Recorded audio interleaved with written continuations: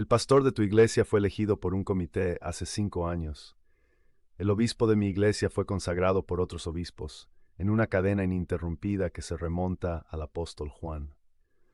Hoy vamos a hablar de la diferencia entre un ministerio inventado por hombres y una autoridad recibida de Cristo. ¿Qué tal?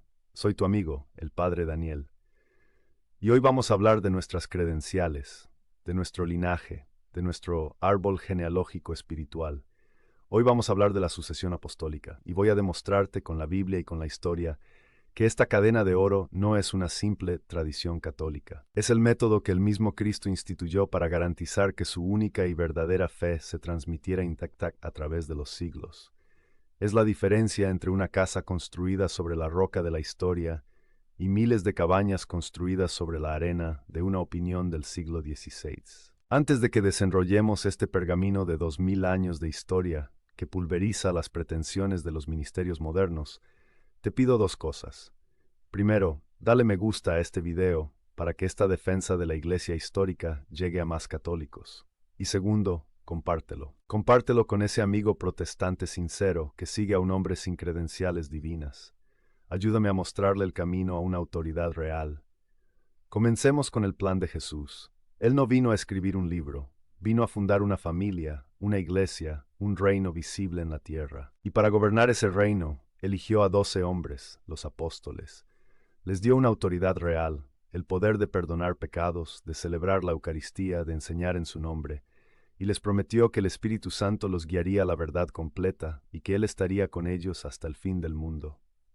Ahora, pensemos lógicamente, si la misión era hasta el fin del mundo, pero los apóstoles eran mortales, ¿cómo se cumpliría la promesa? La única forma es que su oficio, su autoridad, fuera transmisible. Y la Biblia misma nos muestra cómo lo hicieron desde el primer día. Vayamos al primer capítulo de los Hechos de los Apóstoles. Jesús acaba de ascender. La iglesia es una huérfana de 100 personas, encerrada en un cuarto, y tienen una crisis. Judas ha dejado un puesto vacante. ¿Qué hacen? San Pedro, actuando como el líder, se pone en pie y, citando la Escritura, declara que el oficio de Judas, su episcopé, su obispado, debe ser tomado por otro. No dicen, bueno, ahora somos 11. No. Entienden que el colegio de los 12 es una estructura permanente. El primer capítulo de la historia de la Iglesia pulveriza la idea de que el apostolado era intransferible, y eligen a Matías. Esta es la primera sucesión apostólica, el modelo para todo lo que vendrá. Y a lo largo del Nuevo Testamento vemos el método de esta transmisión, la imposición de las manos. Los apóstoles imponen las manos sobre los primeros diáconos para conferirles su ministerio. San Pablo le recuerda a Timoteo que no descuide el don que recibió mediante la imposición de mis manos. Y le da la fórmula de la sucesión. Lo que has oído de mí, esto encarga a hombres fieles que sean idóneos para enseñar también a otros. Es una cadena viva, personal, sacramental. Ahora, salgamos de la Biblia por un momento y entremos en la historia, en los años inmediatamente posteriores a la muerte de los apóstoles. ¿Qué creían los discípulos de los apóstoles? ¿Creían que la autoridad había muerto con ellos? Jamás. Escuchen a San Clemente de Roma, el cuarto papa, escribiendo alrededor del año 96, mientras el apóstol Juan probablemente todavía vivía. Clemente, que conoció a Pedro y a Pablo, escribe a la iglesia de Corinto y les dice que los apóstoles establecieron a los mencionados y después dieron la orden de que cuando ellos murieran, otros hombres probaban en su ministerio. Es la sucesión apostólica, descrita con una claridad que humilla cualquier negación. Escuchen a San Ignacio de Antioquía, discípulo de Juan, camino a su martirio en Roma alrededor del año 107. Escribe a las iglesias y les dice: donde está el obispo, ahí está la iglesia católica. El que hace algo sin el obispo, sirve al diablo. ¡Qué palabras tan fuertes! Para la iglesia del primer siglo, la unidad con el obispo, el sucesor de los apóstoles, era una cuestión de vida o muerte espiritual. Y escuchen al gran San Ireneo, luchando contra los herejes gnósticos en el año 180. ¿Cuál fue su argumento para refutarlos? No fue solo la Biblia, fue la sucesión apostólica. Él dice: podemos enumerar a aquellos que fueron instituidos obispos en las iglesias por los apóstoles y a sus sucesores hasta nosotros. Y procede a nombrar la lista de los obispos de Roma, desde Pedro hasta su tiempo, como la garantía más segura de la fe apostólica.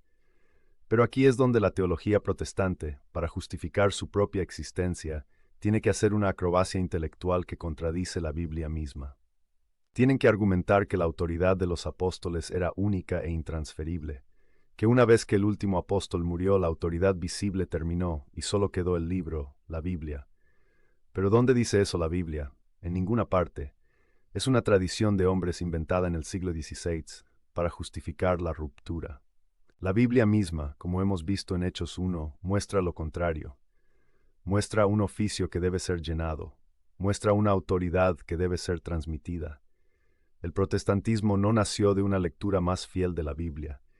Nació de una lectura que ignora deliberadamente los pasajes que establecen la estructura visible y jerárquica de la Iglesia. Y esto nos lleva al clímax, a la confrontación con la realidad. Por un lado tienes esta cadena de oro, 2000 años, una línea ininterrumpida de papas y obispos que nos conecta físicamente, sacramentalmente, con las manos mismas de los apóstoles. Es la garantía de que la fe que profesamos no es un invento, sino el tesoro que ellos nos entregaron. Y por otro lado tienes el protestantismo, una fe que nació en el siglo XVI. Martín Lutero era un sacerdote, sí, pero no un obispo. No tenía el poder de transmitir la sucesión apostólica. Cuando rompió con Roma, rompió la cadena, y al hacerlo, sin quererlo, desató el caos. Porque si no hay una autoridad viva y sucesora de los apóstoles, ¿quién decide qué es la verdad? Y el resultado es la triste data que usamos como arma: 45.000 denominaciones. Un campo de escombros teológicos. La sucesión apostólica no es una cuestión de poder, es una cuestión de paternidad y de vida. Es la garantía de que el sacerdote que te da la absolución en el confesionario lo hace con la misma autoridad que Cristo le dio a los apóstoles en Juan 20. Es la garantía de que el obispo que confirma a tus hijos lo hace con el mismo espíritu que descendió en Pentecostés. Y es la garantía de que la Eucaristía que recibes en la misa es el mismo cuerpo y sangre de Cristo que los apóstoles recibieron en la última cena.